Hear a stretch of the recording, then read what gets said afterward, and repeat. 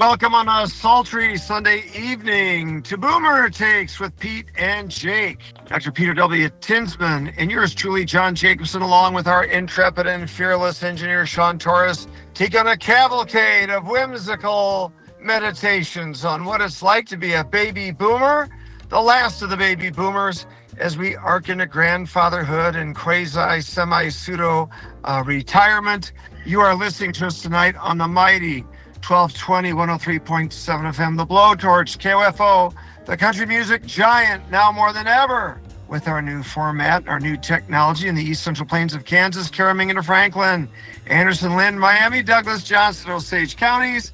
Thanks, everybody, for listening in, and want to also thank Dr. Peter W. Tinsman for his sponsoring of this show, as we also would remind you that we are the home and away voice of your Kansas City Royals. Pete's going to come down here, drive a combine, and take a look at these solar panels and look at the Major League Baseball at Kauffman Stadium. But in the meantime, Pete, how are you? How old are you feeling today, Pete? Okay, so how old do I feel? How old do I honestly feel?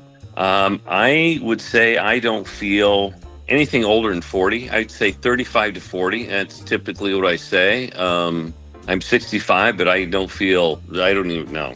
I'm just as active now, doing all the same things I did when I was in my mid-30s. I could not have said that about myself probably 5 years ago. But today I can say I feel like I did back when I was 45. I've lost weight, I'm exercising, I'm eating better, and boy, it makes a difference. Oh, it makes all the difference in the world, and that's, okay, you want to talk about this a little bit? I'll segue here a little bit. I do, let's segue. It's your show, baby, go for it. There was an internist when I was working in Dubuque, and he stopped seeing patients in the office. And, years ago, internists would do rounds and see his patients in the hospital, then go to the office and see a day worth of patients in the office, and then head back to the hospital to do rounds at noon, admit patients that needed to be admitted, that you saw in his office. And that's all gone now. Now, interns, they either see patients only in the office or they're hospitalists. And they stay in the hospital. So he quit his office practice and went to work for Mercy Hospital as a hospitalist. I'm like, Greg, why are you doing that? Why'd you stop seeing patients in the office? He goes, I am tired of dealing with people in their 50s, 60s, 70s who are on all these meds, and they want medications to make them the way they were when they were 20, when they have and they're on these meds because they have abused their bodies, no exercise, poor diet, smoking, too much drinking, etc., for 20, 30, 40 years. And medications aren't going to reverse that. And he goes, I just was tired of doing that. So important. You did. It's great. You've lost weight. You feel better. Awesome. Keep it up. The key for that, for anybody listening, start today, regardless of how old you are. Start taking care of yourself. And friends and family members who are in their 20s and 30s, encourage them to eat properly. People who are in their 20s and 30s with little kids, teach them to have their little children eat well and exercise. And so, okay, I'm off my soapbox. No, Pete, that's perfect, because 5 years ago, the catalyst was COVID. I knew that obesity was a comorbidity factor in COVID, and got a few extra pounds on. I was, about 60 years old. And my sisters, both of whom live in California, challenged me to do a 10,000 step a day contest with them, and the winner would win a prize between the three of us. And I said, okay, well, I thought I need to do something during COVID. But Pete, it was a daunting task, because I thought, oh my goodness, I'm 60 pounds heavier than I was when I graduated from college and got married. And if I walk 100 steps, I think I get winded. And but I started like 200 steps the first day. And my sister said, how's it going? I said, well, I didn't do 10,000 steps. I did 200 steps. Long story short, Pete, I'm averaging probably 15,000 steps a day now. I think that's great. And I've cut my caloric intake down significantly. What's really been toughest, though, is I'm no longer going to the Dairy Queen every day. And man, getting off of sugar is really tough. It is very hard. It's very addictive. like John, continuous glucose monitor. That'll teach you. That'll teach you. That'll help Yeah, you learn an I'm awful lot intrigued to about do what you're that. eating. Yeah. Yeah, I am intrigued to do that. And then, I've got, of course, Pete, at our age, there's preventive tests that men take, most notably the PSA test for women, their regular mammogram. And, those can be lifesavers. If you're concerned, don't go into denial. If you're concerned, get it at the front end. Make utilization of these magnificent diagnostic tools that we have today that we did not have when we were young kids. And we had our parents and grandparents that they could not preemptively interdict and save. And now today we've got tests that really, really, if you get in early, you can really save your life and improve your quality of life. Yeah. Oh, yeah. Yeah. Listen to your doctor. See your doctor regularly. And we have friends in Florida that they do not go to the doctor. They refuse to go to the doctor because they don't trust that. They believe the more you go, they're just going to find problems and put you on stuff that you don't need to be. So they just do it all and, they just stay away. I'm not a fan of that philosophy at all. Not a fan of it. Yeah. I think knowledge is power. As I tell my kids that I teach at the university, I tell them knowledge is power. And data, you need data to make informed decisions. That's very important to have data. And going into denial is not the way to do that. Now, can there be excessive hypochondria and things like that? Why, sure. Can there be over medication? Absolutely. I was talking to a young man yesterday about musical sensations and their health problems. For instance, Elvis Presley, obviously over medicated. Yeah. And Bob Marley, do you know that Bob Marley had melanoma on his toe? I think it was maybe his small toe, but one of his toes. And they told him that, if they amputated it, he'd be fine. And his religious beliefs did not allow him to do so. And Bob Marley died of cancer for failing to have a toe amputated that had melanoma. A toe as far away from the rest of his body as it could be. You would think that would have been an easy save, but you have these situations. Elvis Presley ballooned in weight, had terrible problems with constipation. He was over medicated and died on the toilet at age 42. I mean, you have these tragic stories. And of course, what they did to Judy Garland, making the Wizard of Oz. She was 19 years old. And of course, they tried to make her look younger, thus the real floppy tent of a dress that she wore. But they would starve her literally on the studio. She was literally not eating. She was smoking packs of cigarettes a day. And I believe they had her on pills. And obviously, look at how that affected her. She died in her 40s, in the 1960s, later in her life. So, some of this stuff can be abused, right, Pete? Oh, absolutely. I mean, you can go too far. I mean, that's that. Yeah. But people now are much more informed. Educated. We've got you got the internet. You've got the ability to research things on your own, and good information gets out there. Some bad information gets out there. The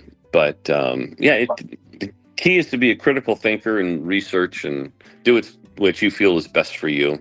And but take care of yourself and put great.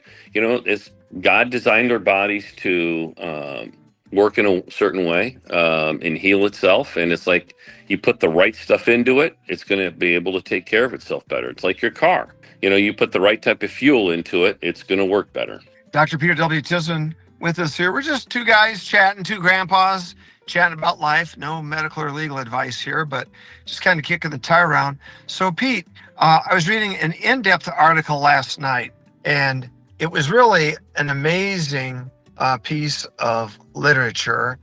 It was from a very reputable, I would say, a periodical journal, and a very thoughtful author. But the gist of it was this explosion of elective plastic surgery among young people as early as teenage years and in the 20s, including online influencers, both men and women, that are trumpeting this. And it's really an incredible phenomenon, obviously exacerbated by the digital age of Instagram and all this. But Pete, what could justify this. I understand plastic surgery for things like cleft palate and different maimings and burnings, and even for some people, it affects their vision if the eyes are sagging too much, the eyelids or whatnot, and there's scarring. And there's reconstructive surgery for people when they have surgery done that maybe they need fortification in areas. So you have reconstructive surgery. But Pete, what kind of teenager or anyone in their 20s or even 30s would need this type of surgery? I mean, someone that maybe is in the public eye, like a news anchor. It looks to me like Fox News makes all those guys go under the knife or at least take heavy duty Botox. Could be wrong, but I don't think so. But, if you're in your 40s and 50s and you're a news anchor, that's one thing. But Pete, what's going on here? This is crazy. Yeah, I think children, plastic surgery, body dysmorphia, and it's how do, a child doesn't like how they look to a certain degree, and, kids make fun of them, and parents maybe have the money to, have them do certain things. And, I saw people in my practice, teenage girls who had gotten breast augmentation because their breasts weren't as large as some of the other girls in school, and they felt very self-conscious about it. And, having that procedure done, made them feel better about themselves. And, there's some people who are like, hey, I'm very comfortable with how I look. I know I look X, whatever that is, but I feel very comfortable with me and who I am and how God has made me. And I think that's a great way to be. And I personally, if I had a daughter or if one of my daughters would have said, geez, Dad, I want a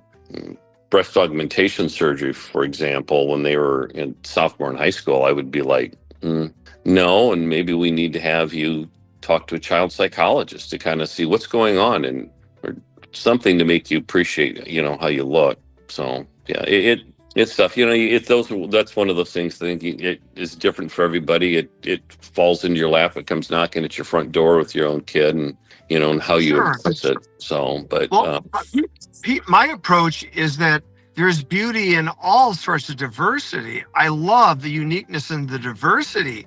And what confounds me about this current plastic surgery wave is there's a cookie cutter look, and everybody who gets the surgery, like these Hollywood women, it's always the same. They get kind of the cat eyes and the real full lips, and they get the cheeks filled, and in their face. And all of a sudden, it's almost like instead of a beautiful car lot with all these different automobiles of different makes and models, all of a sudden everything's a Model T again. They're all the same. And it's amazing, ironic, that in this push for individual beauty, it looks like they're all grasping at a communitarian model to all resemble and be identical to. It's kind of a conundrum. Yeah. Social media. Yeah. And yeah. So, all I know is I've got these. Go ahead. No, go ahead. I was going to say, all I know is I've got these old man bags under my eyes. If I were ever going to do anything, I would maybe take a look at that. But on the other hand, Pete, there are so many other things that can go wrong at my age. I better save my money for the co-pays for that stuff that really could cause me deep disease or illness, Well, as my kids say, geez, Dad, your neck is getting kind of saggy. You ought to get some of that extra skin cut off. And you know how I look I'm worried about the turkey neck too, because that's what happened to Ronald Reagan. He looked great, but then the Gipper got turkey neck. I don't want to get turkey neck, Pete. So there's all these creams you can rub on it. I don't know if the cheap way is the way to kind of put it in abatement for a while, Yeah, I always look at it. It's like, geez, with my luck, they're going to go and do surgery, and then they're going to get an infection, and it gets opened up, and it's going to be a big scar, and then they have to resect out more stuff. I'm like, you know what? I'm 65 years old. See, that's where I am. The physician's first duty is do no harm, right? Yeah, and it's like whenever it's not impinging on your breathing or your cardio, it's like, well, what the heck? Use some cream, maybe. Don't go under the knife. Well, that's my theory. But it's like, yeah, no. Why get? The other thing is, my wife would say this. She says, men look great as they age. Even Cary Grant and John Wayne, even old Blue Eyes Sinatra. Yeah, it was heavier, a little puffier, lost a little bit of hair. But hey, if you're like Shatner and Sinatra and John Wayne, Jimmy Stewart, all you need is a good toupee. Yeah. Oh. So Pete, so Pete, this directs me into the next conversation. So, there's that great scene in It's a Wonderful Life where the guy on the porch says, youth is wasted on the young. And what he meant is Jimmy Stewart didn't have the wisdom he thought as a young man that he would have as an old man. And yet this man on the porch was an old man past his prime. He had the intellect, but not the physical prowess. Pete, I think there's an age where I see it all the time because I'm around a lot of college kids. Man, they are at their physical prime, but they do not have the maturity or the wisdom or the experience to use the intellect and the will perfectly. And yet, by the time, at some point, when you have the most richness of experiential wisdom guided by the knowledge of historical lived experience, you're too old physically to really be in your prime mojo. And I'm thinking recently, we've got two presidents, both in their 80s, President Trump, President Biden.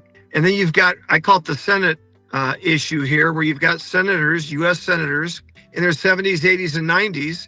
Sadly, today we hear of the passing very suddenly of 71-year-old Senator Lindsey Graham of South Carolina, just celebrated his 71st birthday, just came back from a trip to Ukraine. Of course, I'm always thinking, sounds like a massive heart attack. His father had a massive heart attack and died at 69. This was at Lindsey's home residence when the 911 call went out there in Washington, D.C.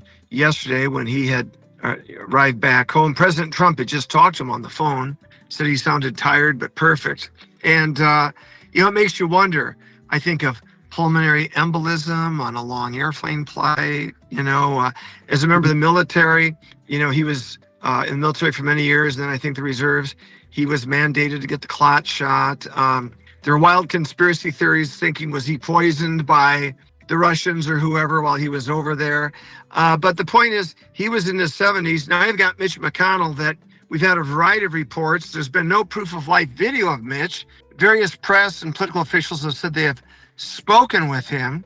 But of course, in the AI world, people get jaundiced and cynical and everybody's in major conspiracy mode. I'm not a conspiracy theorist, but, the governor of Kentucky is saying, hey, what's up? Talk to us. And of course, if that seat is not resigned before August 4th, they don't have to have a special election until the midterms. And, will they stall it out if he is terribly ill? I mean, Israel had a prime minister named Ariel Sharon from 80s or 90s, I think, maybe even in the early 2000s. I can't remember his exact time frame. But Pete, you may not remember this. He had a massive stroke, heart attack, and they kept him alive on life support, totally unconscious, for like 2 years. Yeah, It avoided a parliament. It avoided an election for prime minister of Israel for 2 years. He was titularly still alive, but he was brain gone. His brain was totally gone. They did this for about 2 years. And then you've got, who appears to be in the greatest health of all, the oldest senator, 94-year-old Chuck Grassley from Iowa, who did recently miss some votes due to a health issue.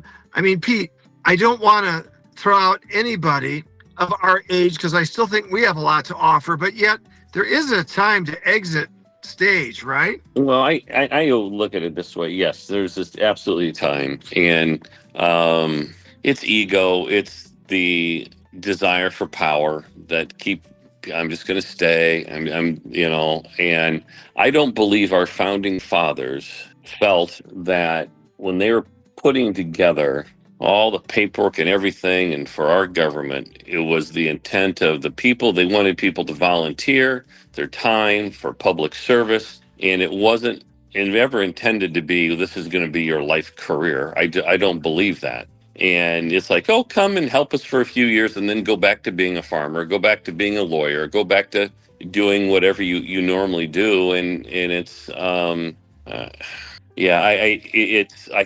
I think there should be term limits. For Congress, I just, why we don't have that, I don't know.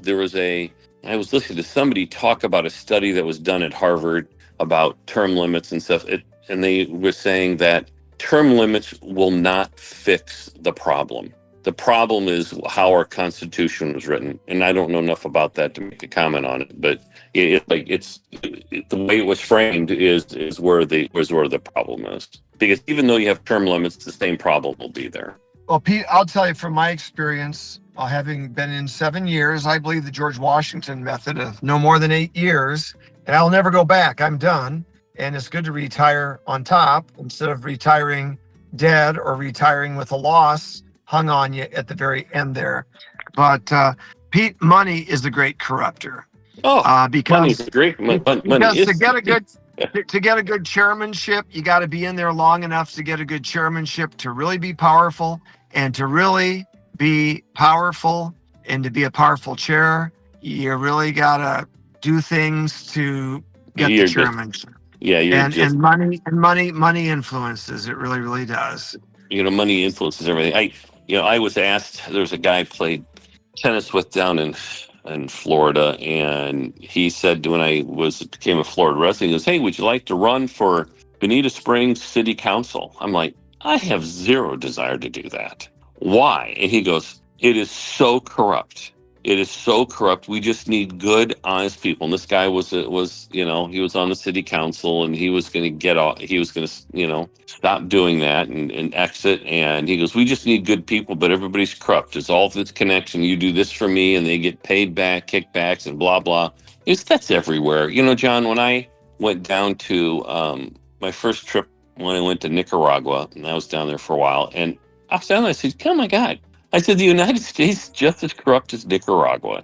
And I said that to one of my friends when I got home. They're like, "Oh, no, the U.S., we're not corrupt." And I was like, "What do you mean?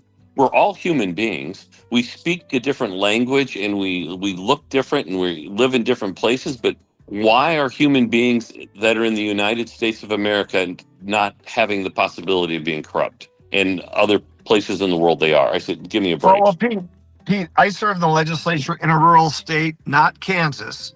Okay. But I will tell you that it was expected for you to turn over the money that your donors gave you to win your reelection, and instead take that money and give it instead to the legislative bosses of your party in Des Moines for them to reallocate as they saw fit to campaigns that they wanted to win and to specialize in.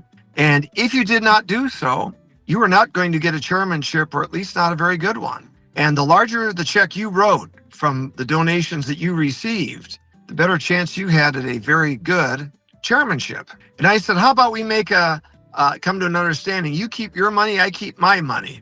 And I said, because if I give my donors money to you, that's deceptive. You should at least have to disclose that. Of course, I ran a bill in committee to force people to disclose that, and I was rebuked for daring to even put that bill in. It was never going to see the light of day, but no one wanted the sunlight on that. And I refused to give my donors' money away to the leadership of the party, the leadership of the legislative of the legislature, the party of which I was a member of. I did not want to give them that money because they may have turned around and not given it back to me if I needed it to win my race. But even furthermore, they may have given it to someone, even in my own party, who would have voted against me on all the issues near and dear to my constituents. But literally, I would have stagnated without a major committee chairmanship, or I would have had to play the game and give them all of my donors' money. And Pete, just, that needs to be reformed. And and that was the party that I was affiliated with, because the other party was in many other ways ideologically so much worse. So it's we are, and money is the great corrupter. I can say that without hesitation. The lobbyists are the greatest corrupters of all. Of course, I wrote a bill to kick the lobby off the rotunda of the Capitol too, and that didn't go very far. But I fought the good fight. I fought the good fight, made people think, and boy, could I get them to cuss at me when I would write laws like that. Yeah. Well, Pete, we are already, I can't believe this, we're coming up fairly close to our time here. I just wanted to give you the last word here. Pete, how important is it? Should we get an annual physical? Should we get an executive physical? These are just opinions. This isn't advice.